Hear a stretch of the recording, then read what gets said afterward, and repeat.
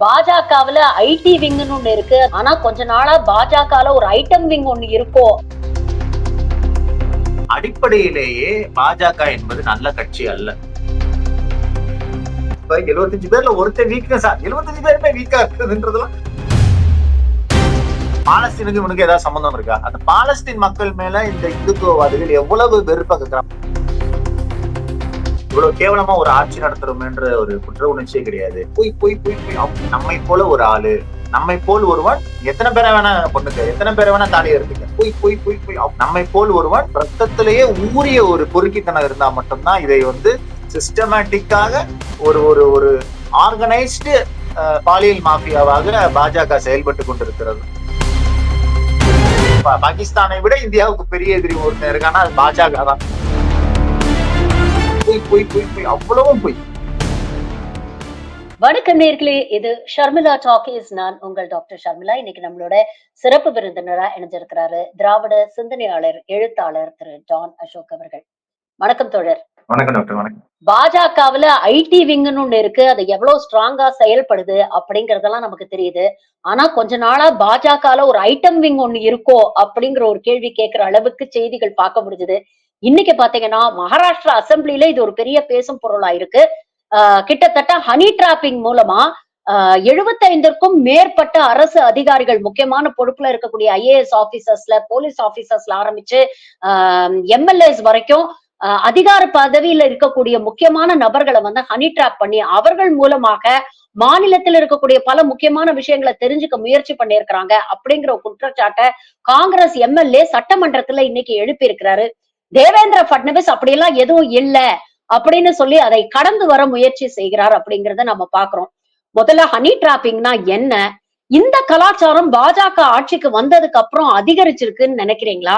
இது எப்படி பாக்குறீங்க? அதை பத்தி சொல்லுங்க. இல்ல, நேத்து இப்போ நீங்க எல்லாம் இப்போ இந்த டாபிக் எல்லாம் வர்றதுக்கு முன்னாடியே நேத்து எதேச்சும் எனக்கு ஒரு ஒரு சீமானுடைய பேட்டியை பார்க்கும்போது இந்த காமராஜர் சம்பந்தமா கேள்வி கேட்கிறாங்க. அதுக்கு சீமானுடைய பேட்டியை பார்க்கும்போது காமராஜர் உயிரோட இல்லைல்ல, அதனாலதான் இப்படி பேசுறாங்கன்னு சீமான் சொல்றாரு. யோசிச்சு பார்த்தா உயிரோட இல்லை அப்படிங்கிற ஒரே காரணத்துக்காகவே சீமான் வாயில அடிபட்டு நாசமா போன இறந்தவர்கள் பலர். பிரபாகரன்ல இருந்து, நடிகர் திலகம் சிவாஜில இருந்து, பாலு மகேந்திரால இருந்து, மணிவண்ணன்ல இருந்து யாரெல்லாம் இறந்து விட்டார்களோ அவர்களை பற்றி எல்லாம் சீமான் என்னென்ன கதைகளை விடுவார் என்பதற்கு ஒரு ஒரு ஒரு ஒரு பெஞ்ச்மார்க், இறந்தவர்களை பற்றி பொய் சொல்வதற்குன்னு ஒரு பெஞ்ச்மார்க் இருக்குன்னா உலகத்திலே சீமான் தான். இப்ப நேத்து கூட ஓமந்தூர் ரெட்டி வந்து பஸ்ல போனாரு, ட்ரெயின்ல போனாரு. போயிட்டு இருக்கிறப்பே அவர் பையனுக்கு 18 வயசு ஆயிடுச்சு. உடனே டிக்கெட் எடுக்க சொன்னாருன்னா ஓமந்தூரார் பையன் உண்மை என்னன்னு பார்த்தா 12 வயசுலயே இறந்து போயிட்டாரா ஓமந்தூராரோட பையன். இது மாதிரி பெரியார் எம்ஜிஆருடைய பதவி ஏற்புக்கு வந்தாரு. எம்ஜிஆர் பதவி ஏற்கிறப்ப பெரியார் உயிரோடே இல்லை. இது எல்லாமே இது அப்ப எங்கிருந்து எங்க வந்திருக்கோம் பாருங்க. அரசியலுங்கிறது இந்த அண்ணாமலை, சீமான் போன்றவர்களால் எவ்வளவு ஒரு அதல பாதாளத்திற்கு இழுத்து போயிருக்கு. இது அப்படியே பாஜகவிற்கு முழு மூச்சாக போறது. நீங்க இப்பதான் இந்த ஹனி டிராப் அது மாதிரியான விஷயங்களை கேள்விப்படுறோம். ஆனா சில வருடங்களுக்கு முன்னாடி சட்டசபையில உட்கார்ந்து விட்டு பார்த்து மாட்டின எம்எல்ஏ யாரு அப்படின்னா பாஜக எம்எல்ஏக்கள் தான். நீங்க காலேஜ் ஸ்கூல்ல இந்த 10 வயது மாணவர்கள் ஏதோ ஒரு ஆர்வ கோளாறுல பாக்குறதுங்கிறது வேற. நீ மக்களால் தேர்ந்தெடுக்கப்பட்டு மக்கள் சேவை செய்வதென்ற பேர்ல அரசியலுக்கு வந்து ஒரு சட்டசபை சட்டங்களை உருவாக்குற சபையில உட்கார்ந்துகிட்டு நீ ஆபாச படம் பாக்குறேன்னா உன்னுடைய மனநிலை எப்படி இருக்கும்? நீ எந்த வகை கொள்கையில நீ வந்து உருவாக்கப்பட்டிருக்க, உன்னுடைய அடிப்படையவே அது வந்து எடுத்துக்காட்டுற விதமா தான் நான் பாக்குறேன். நீங்க இந்த பாஜகவும் சரி, இந்துத்துவ அரசியலும் சரி, பெண்களை வந்து தெய்வம் பாங்க, நதிகளை வந்து தெய்வம், கங்கா மாம்பாங்க, மா கங்கா மா யமுனாம்பாங்க. ஆனால் பெண்களை மிக கேவலமாக பேசுவது, நீங்க அவங்களோட ஆன்லைன் ட்ரால் ஆர்மி எடுத்துக்கிட்டாலும் சரி, அவர்களுடைய தலைவர்கள் பெண்களை பற்றி உதிர்க்கிற கருத்துக்களாகட்டும் சரி, அது ஆண் தலைவரோ பெண் தலைவரோ, ஒரு ரேப் நடந்துருச்சுன்னா அந்த பெண்ணுக்கு அவர்கள் கொடுக்கிற அட்வைஸ் ஆகட்டும், நீ வந்து அனுபவிக்க ஆரம்பிச்சிடணும்னு சொல்றதாகட்டும், அண்ணன் சொன்னீங்கன்னா பண்ண மாட்டாங்கன்றதாகட்டும், இந்த மாதிரி உடை, இது எல்லாம் அவங்க வந்து ஒரு பாலியல் வக்கரமும் குப்பைகளும் சேர்ந்த ஒரு கட்சி கொள்கையா தான் நம்ம வந்து RSS சித்தாந்தத்துல வந்திருக்கிற பாஜகவை பார்க்க வேண்டியிருக்கிறது. அவங்க எந்த வித குற்ற உணர்ச்சியும் இல்லாமல் பாலியல் விஷயங்கள்ல பாலியலை அரசியலுக்கு பயன்படுத்துகிறத கூச்சப்படாம செய்யற ஒரு ஒரு கட்சி. அதே போல நீங்க அவர்கள் நியமிக்கிற ஆளுநர்களில் இருந்து அவர்கள் சார்ந்த கட்சி தலைவர்கள் இப்ப கூட ரோட்ல நிர்வாணமா ஒரு பாஜக தலைவர் ஆடின ஒரு பெண்ணோட ஆட்டம் போட்ட வீடியோ வந்துச்சு. இது போல ஏகப்பட்ட வீடியோக்கள் தொடர்ந்து வந்துகிட்டே இருக்கு. இதே விஷயத்தை தான் தங்களுக்கு அடிபணியாத அல்லது தாங்கள் அடிபணிய வைக்க நினைக்கும் அதிகாரிகளிடம் அவர்கள் பயன்படுத்துகிறார்கள், அரசியல்வாதிகளிடம் பயன்படுத்துகிறார்கள். நீங்க ஒண்ணும் இல்ல, இந்த நெற்றிகண் படத்துல ரஜினி சரத்பாபு கிட்ட பண்ணுவார்ல, வீக்கா இருக்கான் பொம்பளை அனுப்புற ஒரு ஒரு ஒரு சீனு வில்லன்கள்லாம் பண்ணுவாங்க. தெலுங்கு படத்துல எல்லாம் இதை நம்ம நிறைய பார்த்திருக்கோம் முன்னாடி, டப்பிங் படங்கள். இதெல்லாம் நடக்குமான்னு நினைக்கிறது. இன்னைக்கு 75னா நீங்க இதற்கு எவ்வளவு பெரிய திட்டமிடல் வேணும், எவ்வளவு பெரிய பொறுக்கித்தனம் ரத்தத்திலேயே ஊறிய ஒரு பொறுக்கித்தனம் இருந்தா மட்டும்தான் இதை வந்து சிஸ்டமேட்டிக்காக ஒரு ஒரு ஒரு ஆர்கனைஸ்டு பாலியல் மாஃபியாவாக பாஜக செயல்பட்டு கொண்டிருக்கிறது தான் இதை வந்து எடுத்துக்காட்டுது. அதாவது உங்களுக்கு நிர்வாகம் வரல, உங்களுக்கு நீங்க செய்கிற அரசியல் இந்த மாதிரி, நீங்க ஆட்சியை பிடிப்பது ஒன்று குதிரை பேரத்துல, அது கூட பரவாயில்ல, காசு சம்பந்தப்பட்டது. இப்ப வந்து இதையும் ஹனி டிராப்ங்கிற என்னமோ அந்த வார்த்தை தான் கேட்க நல்லா இருக்கு. ஆனா அது ஒரு ஆபாச ஒரு ஒரு ஒரு ஆபாசத்தின் உச்சம் அந்த வார்த்தை ஹனி டிராப்ன்றது. அதை வைத்து அதிகாரிகளை மிரட்டுவதும் அடிபணிய வைப்பதுன்றது இந்தியாவை வந்து ஒரு ஒரு இதை விட தாழ்ந்து போக முடியுமான்னு ஒவ்வொரு நாளும் நம்ம ஆச்சரியப்படுற அளவுக்கு பாஜக தாழ்ச்சி அடைய செய்து கொண்டிருக்கிறதுங்கிறதான் நம்ம பார்க்க வேண்டியிருக்கு. இப்ப எதிர்கட்சியில இருக்கக்கூடியவங்களை த்ரெட்டன் பண்றதுக்கும், பிளாக்மெயில் பண்றதுக்கும், சைலன்ஸ் பண்றதுக்கும் இத பயன்படுத்துறாங்க அப்படிங்கிறதுலயாவது ஏதாவது லாஜிக் இருக்கு. ஆனா சொந்த கட்சிக்காரங்களையே இது மூலமாக வந்து அரசியல் பண்றதுக்கு பயன்படுத்துறாங்க அப்படிங்கிறதையும் நம்ம பார்த்திருக்கோம். உதாரணத்துக்கு தமிழ்நாட்டிலேயே அண்ணாமலை வந்ததுக்கு அப்புறம் ஆடியோ வீடியோ அரசியல் எவ்வளவு பரபரப்பாச்சு. அவங்க கட்சியை சேர்ந்த கேடி ராகவனை எப்படி இந்தியா பூரா பிரபலப்படுத்துனாங்க ஒரு வீடியோ மூலமா அப்படிங்கறதெல்லாம் நம்ம பார்த்துட்டே இருந்தோம். அதே மாதிரி திருச்சி சூர்யா, டெய்சி சரண் அந்த ஆடியோ ஏற்படுத்திய பரபரப்பு இதெல்லாம் நம்ம பாக்குறோம்.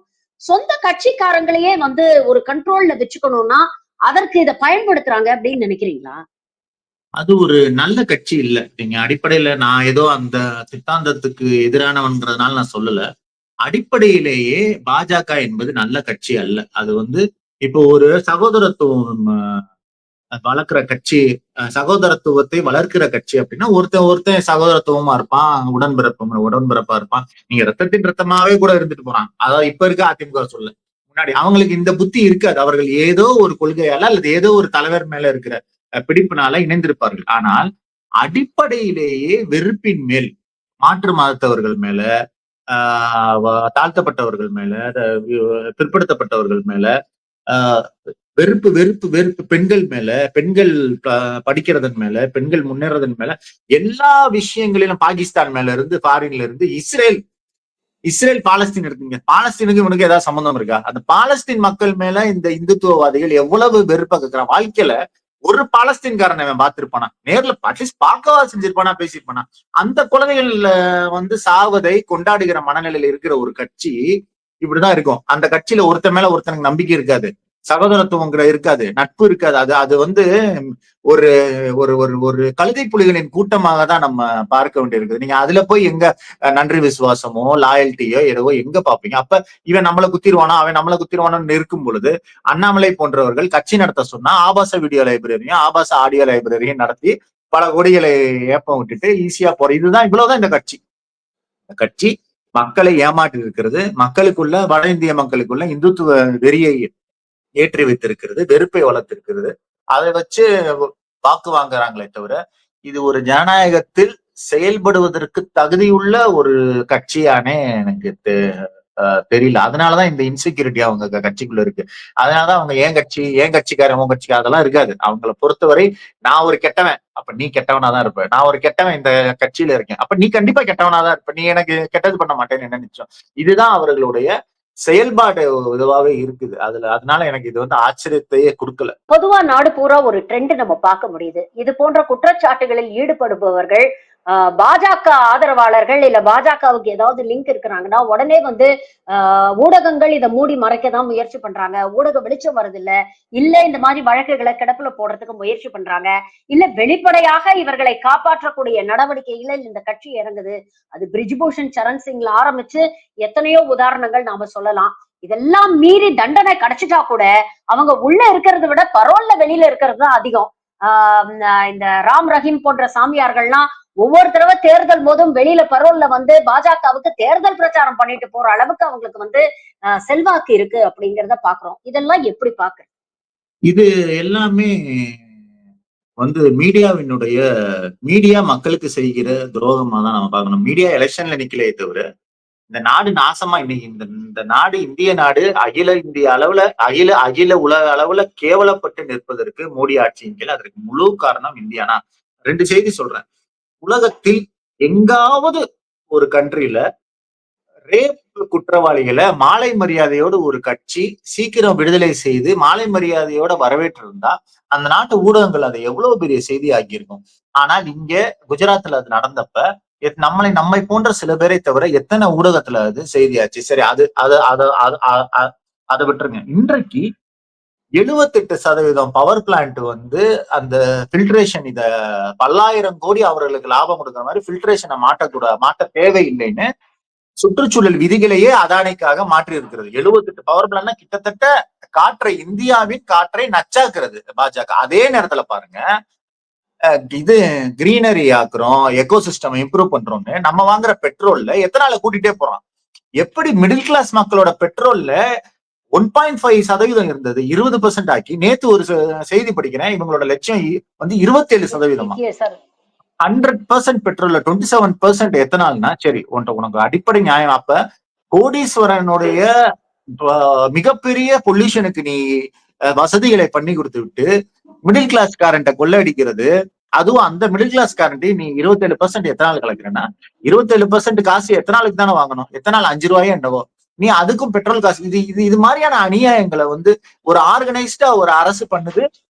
அதை கேள்வி கேட்க வேண்டிய ஊடகங்கள் கேட்கவே மாட்டேங்குது. எதிர்கட்சிகள் செய்யற சின்ன சின்ன விஷயங்களை எல்லாம் மிகப்பெரிய செய்திகள் ஆக்குறது. காங்கிரஸை பத்தி எப்ப பார்த்தாலும் போடுறது, திமுகவை பற்றி நியூஸ் போட்டுக்கிட்டே இருக்கிறது, தமிழ்நாட்டை பற்றி நியூஸ். அதுதான் சொல்றேன். இந்த மக்களுக்கு மிகப்பெரிய விரோதிகள் இன்னைக்கு இருக்கிறாங்கன்னா அது பாஜகவை விட மிகப்பெரிய விரோதி வந்து இந்திய ஊடகங்கள் தான்ங்கிறதுல எந்த மாற்று கருத்துமே இருக்காது. அந்த தைரியத்துலதான் இவர்களால என்ன வேணாலும் பண்ண முடியும். இது இன்டைரக்டா குற்றவாளிகளுக்கும் ஒரு தைரியத்தை கொடுக்குதுன்னு நினைக்கிறீங்களா? நாம தப்பு பண்ணிட்டு பாஜகல போய் சேர்ந்துட்டோம்னா நம்மள காப்பாத்திருவாங்க அப்படிங்கிற ஒரு தைரியத்தை வந்து கொடுக்குதா? நீங்க ஒரே ஒரு விஷயம் எடுத்துக்கங்க. இந்த மாட்டுக்கறி கொண்டு போனா அடிக்கிறது இருக்குல்ல, அது எப்ப இருந்து அவர்களுக்கு எவ்வளவு துணிச்சல் இருக்கு பாருங்க. இந்த துணிச்சல் எப்ப இருந்து வருது? நீங்க தலைமையில இருந்து நீங்க ஒண்ணும் இல்ல, நீங்க இதே அமெரிக்கால எடுத்துக்கிட்டீங்கன்னா ட்ரம்ப் ஆட்சிக்கு வந்த உடனே hate crimes, racist hate crimes increase ஆகும். ஏன்னா அவர்களுக்கு அடிப்படையில ஒரு தைரியம் என்ன மாதிரி வரும்னா, நம்ம தலைவன் நம்மள மாதிரி ஒரு தலைவன் வந்துட்டான், நம்ம எண்ணத்தை மனதார ஆதரிக்கிற ஒரு தலைவன் வந்துட்டான். மோடி குஜராத்ல பண்ண வேலைக்கேத்தனம் வந்து அப்படிலாம் பண்ணலன்னு இவங்க வெளியே சொல்லுவாங்க தவிர பாஜக காரன் ஒவ்வொருத்தரும் மோடியை ஆதரிப்பது அவர் அங்கே அனுமதித்த கொலைகளுக்காக தான். அதுல மாற்று கருத்தே கிடையாது. முஸ்லிம்க்கு எதிரானவர், சிறுபான்மையினர்களை வந்து பிடிக்காதவர், இது எல்லாம் தான் மோடியை அவன் ஆதரிக்க காரணம். அப்ப நம்ம மாதிரி ஒரு பிரதமர் இருக்கும்போது நம்ம தைரியமா இறங்கலாம்னா அதுவரை அமைதியா இருந்தவன்னா வெறி பிடிச்சு ரோட்ல ஆடுறது. நீங்க எவ்வளவு கொலைகள் பாருங்க. இப்ப கூட ஒரு 4 பேரை வந்து உத்தரப்பிரதேச இது பண்ணிருக்காங்க. KFC இவங்க இந்துக்களுக்கு புனித மாதமா KFCல போய் போராட்டம் பண்றாங்க. இது எவ்வளவு ஒரு ஒரு அசிங்கமான ஒரு இவர்களுக்கு எல்லாம் தைரியம் எங்க இருந்து வருதுன்னா, நம்மை போல ஒரு ஆளு, நம்மை போல் ஒருவன் அதிகாரத்தில் இருப்பதால நம்ம எல்லாம் வந்து என்ன வேணா செய்யலாங்கிறது தான். இது அவர்களுக்கு ஒரு மிகப்பெரிய தைரியத்தை கண்டிப்பாக கொடுக்கிறது. ஒரு ஆரோக்கியமான ஜனநாயகத்துல அரசியல்வாதிகளுக்குன்னு சில மாரல்ஸ், எத்திக்ஸ் எல்லாம் இருக்கும். இது போன்ற ஸ்கேண்டல்ஸ்ல அகப்பட்டுட்டாங்கன்னா ஒரு மாரல் ரெஸ்பான்சிபிலிட்டி எடுத்துக்கிட்டு தன்னுடைய பதவியை ராஜினாமா பண்ணணும் அப்படிங்கிற மாதிரியோ, இல்ல அரசாங்கம் இந்த மாதிரி கேசஸ் விசாரிக்கிறதுக்கு ஒரு தனி ஸ்டாண்டர்ட் ஆபரேட்டிங் புரோட்டோகாலோ இல்ல தனி ஏஜென்சியோ ஒண்ணு அமைக்கணும், அதற்கான தேவை இருக்கு அப்படிங்கிற விமர்சனங்கள் வந்து சமூக வலைதளங்கள்ல பார்க்க முடியுது. அதை பத்தி நீங்க என்ன நினைக்கிறீங்க? இல்லைங்க, பாஜக இதை நீங்க எதிர்பார்க்கவே முடியாது. தவறு தவறி தவறு செய்யறவங்க தான் அதுக்கெல்லாம் பொறுப்பேற்றுக்குவாங்க. முன்னாடி இப்போ ஒரு மிகப்பெரிய ட்ரெயின் ஆக்சிடென்ட் ஆச்சுன்னா, ட்ரெயின் அமைச்சர் வந்து இது பண்ணுவாரு, ரிசைன் பண்ணுவாரு. இன்னைக்கு அவன் அங்க வந்து நின்னுகிட்டு ரீல்ஸ் எடுத்து போட்டுக்கிட்டு இருக்காங்க. தீவிரவாத தாக்குதல் நடத்தினா உள்துறை அமைச்சர் போய் பார்த்தா அதுக்கு ஒரு ரீல்ஸ் எடுத்து போடுறாங்க. அவங்களுக்கு குற்ற உணர்ச்சி இவ்வளவு கேவலமா ஒரு ஆட்சி நடத்துறோமேன்ற ஒரு குற்ற உணர்ச்சியே கிடையாது. இன்னைக்கு வந்து சின்ன சின்ன வியாபாரிகளுக்கு எல்லாம் ஜிஎஸ்டி நோட்டீஸ் அனுப்பி அவங்க எல்லாம் இன்னைக்கு கர்நாடகால வந்து போராட்டம் பண்றாங்க. தமிழ்நாடு துறை வந்து வணிகர் சங்கமும் அதுக்கு ஆதரவு கொடுக்குது. எல்லா இடத்துலயும் எல்லா வகையிலும் கேவலமாக பிரச்சனை செய்து வச்சிருக்கிறாங்க. இவங்களுக்கு பொறுப்பேற்றுக் கொள்கிற தன்மை, அதான் நம்ம ஆட்சி தானே, ஒரு குற்றம் நடந்தா நம்ம தானே பொறுப்புங்கிற அந்த குற்ற உணர்வு வந்து நம்ம ஒரு ஒரு மனிதனுக்கு தான் இருக்குமே தவிர பாஜக தலைவர்களுக்கு அது கிஞ்சித்தும் கிடையாது. நீங்க எவ்வளவு காரி துப்புங்க, நீங்க எவ்வளவு கேவலப்படுத்துங்க, தொடச்சி விட்டு போயிட்டே இருப்பாங்க. நீங்க அமித்ஷா தான் அவர்களுடைய சமூக வலைதள இவங்க முன்னாடி கூட்டத்துல பேசுறாரு. நீங்க என்ன பொய் வேணாலும் சொல்லுங்க, நம்ம நினைச்ச உண்மையாக்கலாம்னு ஒருத்தன் வெளிப்படையா மைக்ல கேமரால ஒரு ஆள்னால சொல்ல முடியுதுன்னா, இந்த கட்சி எதற்கு கட்டுப்பட்டது? இந்த கட்சி ஜனநாயகத்துக்கு கட்டுப்பட்டதா? இந்த கட்சியை நீங்க கண்ட்ரோல் பண்ண முடியுமா? நீங்க நீங்க குற்றம்தான் எங்களது செயல்பாட்டு முறை, எங்களுடைய ப்ராசஸ், எங்களுடைய அரசியல் ப்ராசஸே குற்றம் தான், கிரிமினல் விஷயங்கள் பண்றதான்னு ஒரு கட்சி செயல்படுது. நீங்க ஒண்ணும் இல்ல. நீட்டுக்கு எதிராக தமிழக மக்கள் வாக்களித்திருக்கிறார்கள்.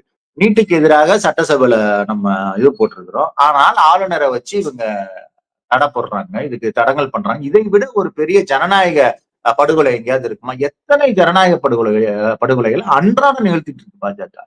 அப்ப நான் சில சமயம் யோசிப்பது உண்டு. நேர்மையான அரசியலால இவங்களை எல்லாம் வீழ்த்துறது ரொம்ப கஷ்டம். அது நம்ம இல்லைன்னா ரொம்ப வருஷம் ஆயிரும். அதுக்குள்ள அழிச்சு இப்ப நேத்து கூட ஒருத்தர் போட்டிருந்தாரு.